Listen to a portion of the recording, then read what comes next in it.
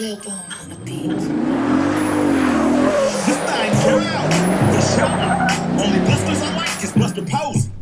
People always ask me what type of suspension is the best, if long travel is really good for everyday use, and I would say it is. I would say it's great for everyday use.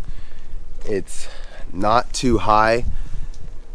It sits about maybe 3 inches, 4 inches total height taller with the 47-inch tires than stock, and easy to load stuff in the bed, easy as still a work trek. You still have fiberglass fenders, which, you know, isn't great for having stuff sit here. You got to think of that. I do have a section here where it's cut off here of my old steel bed that still exists there, and these just sit there as a shell, and so it is really good for still, you know, support. But I wouldn't sit there. A big guy would not sit there. But long travel suspension is great for people that are going to use a vehicle every day.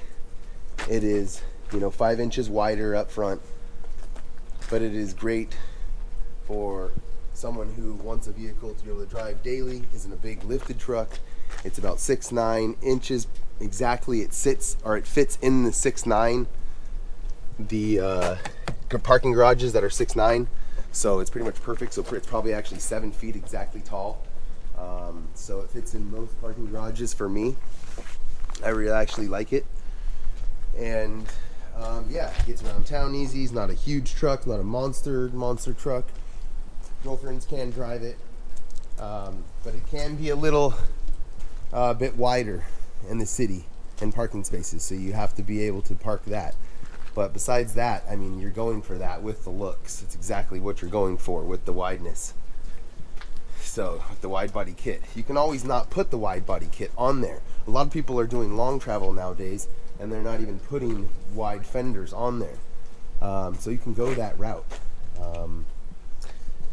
But yeah, people always ask me, what's the best suspension? And obviously I'm biased because I have a long travel suspension, but it also is a great option for purchasing a truck suspension.